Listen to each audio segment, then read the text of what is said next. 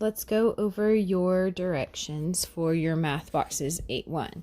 Okay, so the first thing you're going to notice is on number 1, this is a percent circle.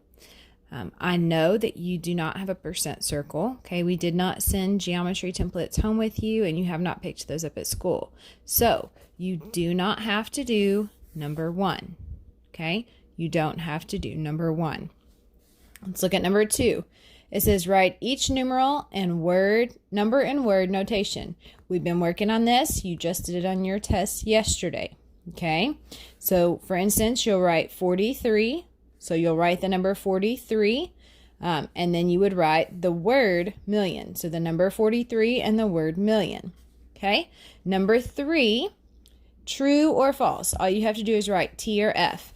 If you need to, you can go back and look in your student reference book for this because it's been a while since we've done shapes. Okay, a square is also a rectangle. True or false. Some trapezoids are rectangles. True or false. All kites are quadrangles. True or false. A rhombus is not a parallelogram. True or false. All right, and then we're going to continue to work on the what's my rule, the in and out box. Okay, so you need to figure out the rule. Are you going to add, subtract, multiply, or divide? Okay, based on, for instance, 8 going in and 40 coming out. 4 going in and 20 coming out. All right, so we see that our numbers are getting higher, so we know that subtraction and division are not going to work. So it's either going to be addition or it's going to be multiplication. So whatever goes in, you're either going to add or you're going to multiply it to get your out number. All right, now on this one right here, it gives you the out number, so you're going to have to do the opposite.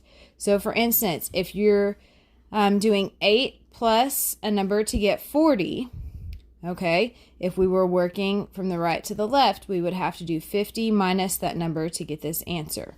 Or if we were doing 8 times a number to get 40, working right to left, we would have to do 50 divided by that number to get your end number. Okay? All right, let's take a minute and let's work on area. We have not done area yet. This is something that is new. It's a preview for the next unit. Okay, area, this is your formula in math. All right, area equals B or base times H, which is your height. Okay? So, this is going to be your base, and this is going to be your height. All right, so whatever the number is here, it's going to be the same thing down here. Okay, so if it's 14 centimeters on top, guess what on the bottom? It's going to be 14 centimeters also, because these two lines are the same length.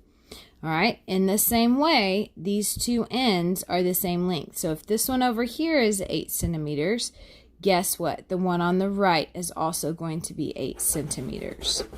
Okay, the other thing that you need to know when you multiply two numbers together, your base times your height to get your area. Sometimes this is abbreviated as just A. A equals B times H, okay? Your unit of measurement here is going to be centimeters, because we know that we're measuring in centimeters. What you also need to know when you're doing area is it's not just centimeters, but it's centimeters squared. Because you're multiplying the base times the height, your unit of measurement has to be squared because you're multiplying two numbers together. Okay? Now, area is not measuring the outside edge. It's been a while since we've talked about this. Perimeter would be the outside edge, like if you're building a fence, okay? Area is going to be everything that is inside that rectangle, okay? So for instance, if you're laying some type of flooring, if you're putting down carpet, if you're laying new tile in your house, if you're putting out grass in your yard, okay? You don't just want it on the edge, you want it to cover the entire area, all right? So your area is going to measure the inside of this rectangle, okay? So make sure that you have centimeters squared on this. All right, once again, you do not have to do number 1, because you do not have a percent circle. Okay, so I want you to work 2 through 5. If you have any questions, I want you to look back at your page numbers in your student reference book and see if that helps you first. If you still can't figure it out, we'll meet tomorrow at, well, what will be for you today. We'll meet at 11. We'll also meet at 2 on Thursday afternoon for reading. But if you have any math questions, I'll be happy to help you then, or you can shoot me a hand and I will help you out.